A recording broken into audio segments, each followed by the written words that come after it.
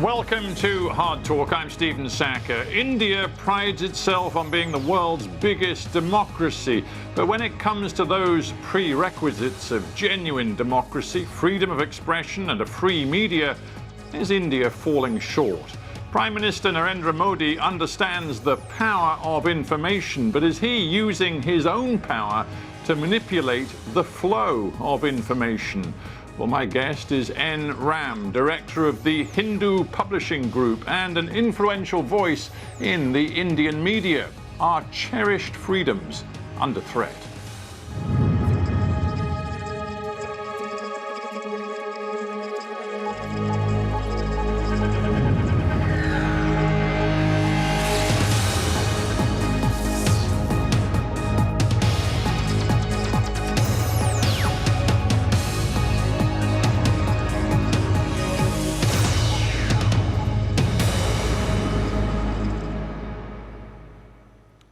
N. Ram in Chennai, welcome to Hard Talk.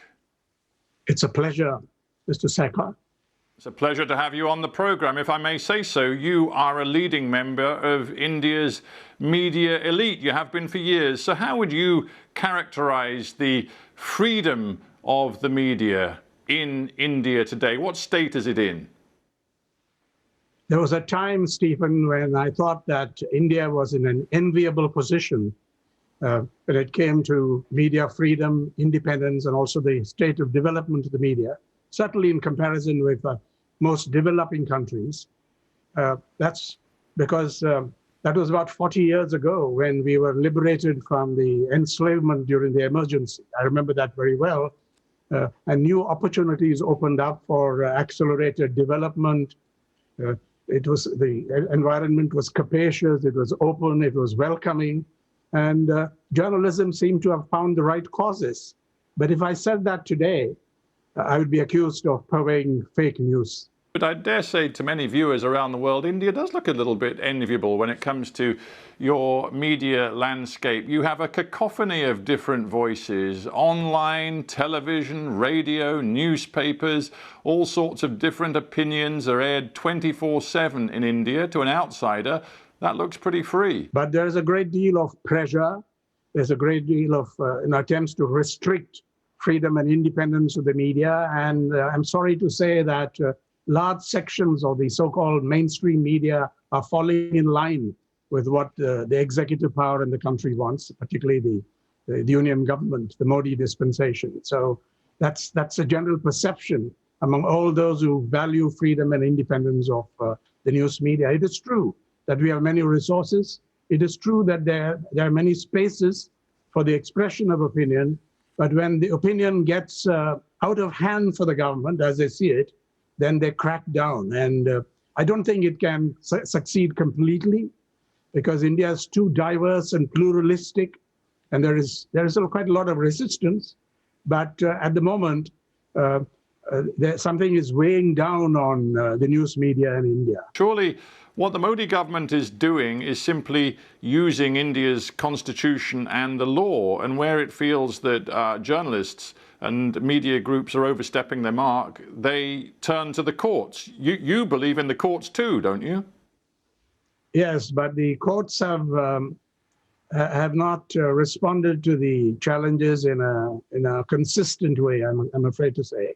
Some high courts have provided relief to journalists and media organizations which have gone challenging some of the restrictive rules. Some of the actions are arbitrary.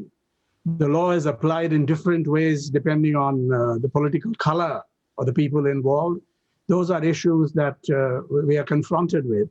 But the laws, as you say, there are laws, and many of these laws were not illiberally applied earlier, so we thought. But today, some of those laws, for example, the law of criminal defamation, the law of sedition, 124A of the Indian Penal Code, which was inserted into our legal system as early as 1870, and has continued more or less unchanged since that day.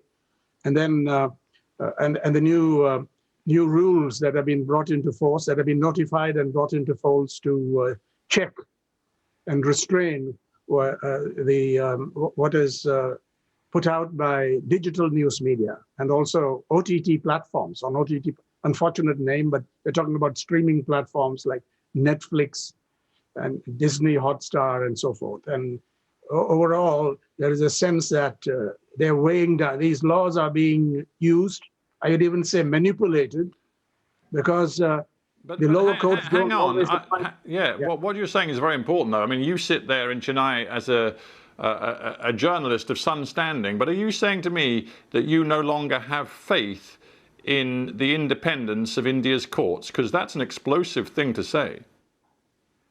I must say, in all fairness, that when in 2019 I did the Rafale deal investigation, six-part investigative series in the Hindu, the Supreme Court of India came out with a very good order because the government alleged that these were stolen documents, but the court upheld not only our right to publish these documents, but also admitted it in evidence. But that's precisely my point, Mr. Ram, that you have been backed by the courts in the recent past. There is reason to believe that whatever your views of Mr. Modi and his government and his intentions toward the media, that your court system continues to follow the law and to follow the notion that India has freedom of expression.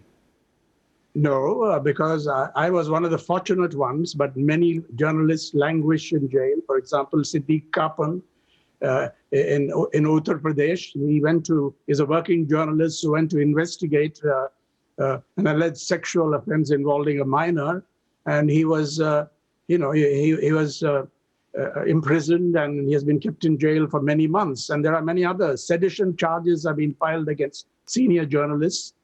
For writing about or tweeting or whatever about on the farmers' agitation. So that was a fortunate case. And I said it because I was being fair to the judiciary. So I want to be clear then how far you think the danger goes to journalism in India today, because I'm very mindful the organization Reporters Without Borders, RSF as it's known, has labeled India, quote, one of the world's most dangerous countries for journalists. And we do know that in the recent past, there's been a serious uptick in assaults on journalists, and the numbers of journalists killed in recent years has also risen. So are you saying, as director of the Hindu group, for example, that you fear for the lives of some of your journalists in the field who may be working on, for example, investigations that challenge authority?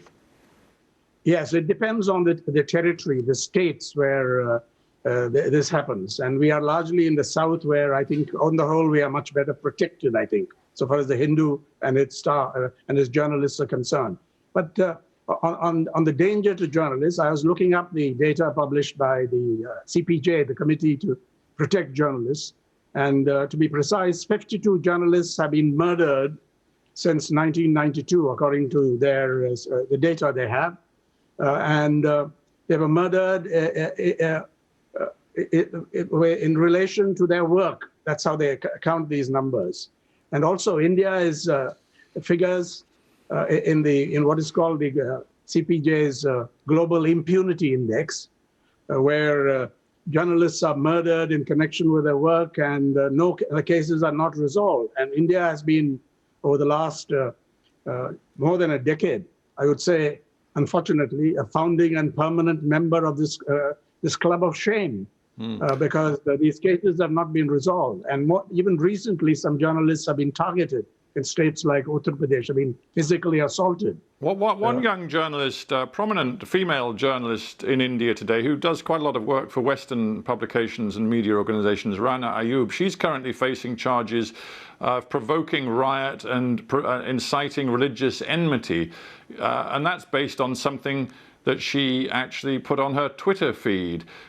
She says this, she says, I cannot be a journalist. We have become enemies of the state. I now have to keep a low profile, hide, switch off my phone, all in an attempt to protect myself against a vindictive regime. Now, she is clearly extremely upset about her treatment, but I just wonder whether you believe that that is a case that is representative of something much larger.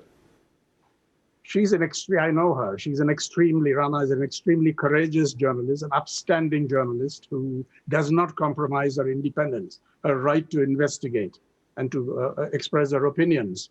And within the framework of the law, if it's reasonably construed and reasonably implemented.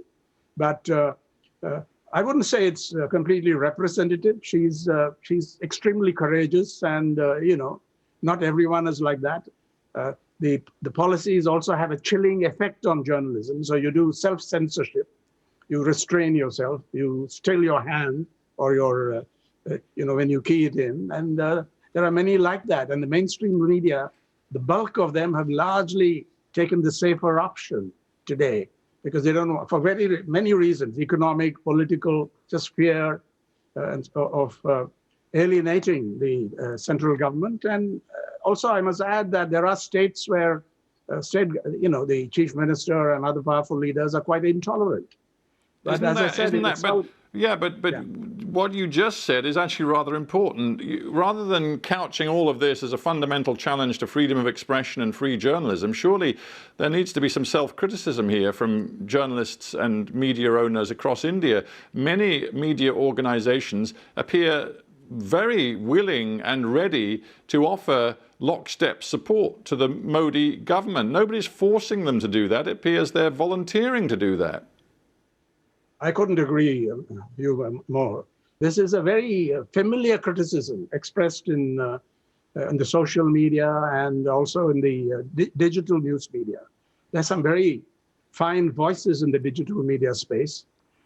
Publications like The Wire, publications like Scroll, Quint, the Caravan magazine, and so on. And I would like to add a frontline to that list, the Economic and Political Weekly, and so on. But by and large, that's not what, it's not representative of the response from the news media in India. No, but surely one point here is, and we go back to the very opening premise about India being a democracy. What we know from elections is that Mr. Modi is the dominant popular politician in India today. We know that many readers of many media organizations' platforms, such as your own, probably vote for Mr. Modi, and many media owners and journalists see an interest in attracting readership, attracting advertising, and all of that, for many of them, persuades them that there's merit in being loyal to the current government. Yes, they do. And but then you see many examples around the world of elected leaders turning autocratic, authoritarian. You saw what happened to Father Stan Swami. The way, most people believe those cases were foisted. They're completely false. When he was brought under the ambit of the Unlawful Activities Prevention Act, where he was accused of being a terrorist and so on. So it's part of an overall situation. This is not the first time we've encountered authoritarianism in India. We've done it before during the emergency. I'm old enough to remember that, 1975 to 1977. But this is a new kind of, I won't pull punches. It's authoritarianism. And it can be electoral. They appeal to the sovereignty of the people. But institutions have come under pressure. Many institutions, the Election Commission of India, the Central Bureau of Investigation, the Enforcement Directorate, the Income Tax Department. You just got to look at the all-out offensive against one of the few English language television news channels. If you want me, I'll name it. Doing a fine job. They've come under a terrific offensive, all-out offensive to just kill them. And this is something fairly recent. Yeah, listen, I hear your passion on this question of maintaining and fighting for the independence of journalism, but it appears to me that you and many others then move on and conflate that particular issue with another one, which is the Modi government's determination to better regulate the internet and to impose new regulations on, for example, key social media platforms. You seem to see that as part of what you've just described as the authoritarian trend, whereas the government would say that it's simply trying to ensure that India's online culture doesn't become dangerous full of misinformation, lies, and provocations. And surely that's a very fine motive. These intermediaries rule 2021 actually involves three categories. One is what they call social intermediaries, the messaging intermediaries, and the media-related intermediaries. That's just WhatsApp, Telegram, Signal in the first category. Second would be Facebook, Instagram, Twitter. They can take care of themselves. But I'm primarily concerned, or we are primarily concerned with the other two, digital news media, like The Wire, and also the rules are very ambiguous. It's not clear what digital news media they apply to, except they say that e-papers, replicas of printed papers are exempted. But other than that, today, much of it is digital. So it's not clear what it applies to. Right, but so let's just deal with the principle. The principle, the government feels very strongly that it's time to better regulate the internet and to the information flow across the digital space. I'm going to quote you the words of the just resigned Law and Justice and Technology Minister, Mr. Prasad, who said, "The culture of India varies like its large geography. In certain scenarios," he went on, "with the amplification of social media, even a small spark can cause a fire, especially with the menace of fake news." And that, he says, is the motivation for the government introducing its new guidelines. You must surely have sympathy with his sentiment. No, I don't, because under the cover or in the guise of regulating social media intermediaries, they are trying to bring in or smuggle in, I'll use that word, digital news media, like which are more defiant, they resist the government's pressures somewhat better than the mainstream media. So they have been suddenly brought into this net. And they have now been burdened with a three-tier regulatory system. First one is regulation by themselves. Second, by an industry body headed by a retired Supreme Court or High Court judge. And the third is, anyone can complain. There is an oversight mechanism comprising an interministerial committee of bureaucrats who are sitting on top, like the Supreme Court of India, for this. And they will finally decide whether the content is all right, needs to be blocked or changed, or you need to be prosecuted. Yeah, ultimately, as I understand it, particularly when it comes to the new social media platforms, the likes of Twitter, the government retains the right, if internal watchdog systems don't work, the government retains the right in an urgent situation to demand and enforce the blocking of material that it regards as objectionable. But I would ask you, do you not believe that the government does need, like many around the world, does need to act to better regulate the internet? Because we've seen in India that fake news, misinformation can spread like wildfire, and it can actually prove to be deeply dangerous, for example, to intercommunal relations. I think you can have something for those media. I'm not talking about the news media here.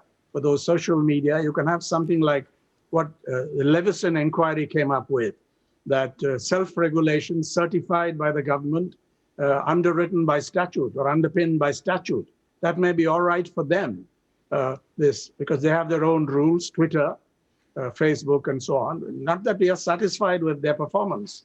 They have different standards. Sometimes they let too much harm spread in the internet space. I agree. I concede that. Yeah, so action needs to be taken, doesn't it? To quote the Atlantic magazine in a recent in-depth feature, they said, India is facing information wars of an unprecedented nature and scale. Indians are being bombarded with fake news and divisive propaganda. If that is anything like the truth, then something does have to be done, and it's incumbent on government to find a solution. I think, first of all, I think that's exaggerated. That's an exaggerated assessment. I think in comparison with, say, the United States, India is not being bombarded in anything like that by fake news. It is true there is a lot of disinformation, which is deliberate, which is scaled up on the social media. But, there are laws that can take care of that. And regulation is fine in that respect. these companies also have their rules, which, many. But the problem is the government is not, the central government or the union government in India is not even-handed. They objected to Twitter, for example, putting a manipulated media tag on BJP spokespersons, because they are not even in the government, but they objected to that. But they demanded that Twitter block the posts of many who covered, say, the farmers' agitation. So it's not even-handed, and nobody trusts this government, or any government for that matter, to be even-handed in the enforcement, in the implementation of these rules, of this regulation.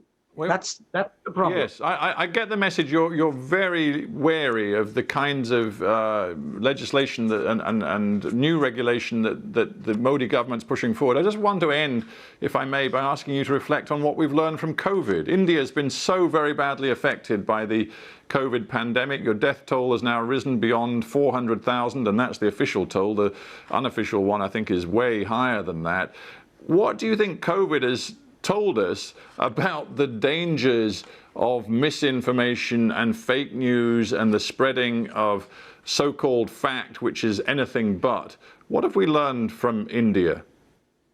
We don't know enough about how disinformation affected people's actions and responses, but my impression is it's not been, the anti-vax movement, for example, is not on a scale that would cause major concern. The Indian crisis is primarily the work of our own doing, because there was triumphalism, there was a misreading of the situation. Many experts claim that we had achieved herd immunity based on some scanty surveys, serologic surveys, and the government proclaimed that India had vanquished. Modi government proclaimed publicly, the World Economic Forum, that we have won, that we are unique in the world, and so on. So there's really hubris. But let me ask you this. I mean, you talk of hubris from the government, but earlier in this interview, you were also talking about the interventions the government makes, which do sow fear into the hearts of some journalists who feel threatened and intimidated. When it comes to challenging the government's official death toll, when it comes to challenging the nature of the vaccine rollout, with the government's promises to vaccinate all adults by the end of the year looking highly unlikely, do you think journalists right now in India have the ability, maybe even the right word would be courage, to really dig deep into what is happening? It's hard to answer that question, but I think not enough. In more recent times, you know that many more than 500 journalists have died. Large number of them in the call of duty, their journalistic duty, their work. And these numbers are being toted up. And many of them have died because they did not believe the government figures. They went to the crematoriums and counted bodies coming in, and that was put out. But by and large, it's The Economist, it's the New York Times that has come up with the death toll. It's not any major Indian media organization which has either the means, the data skills perhaps, or the courage. I would go as far as saying that, to come up with an overall picture of the death toll. So, but also, Stephen, may I just add very quickly, I think the pandemic, the COVID-19 pandemic has also, as many people have commented, shown up the limits of power in India as well. Because as a New York Times article put it some months ago, you can't arrest or torture the virus. So right now, there's quite a lot of reporting on what's happening on the ground, but we have not done a good enough job. Enram, we have to end there, but I thank you very much indeed for joining me on Hard Talk. Thank you. It's a pleasure.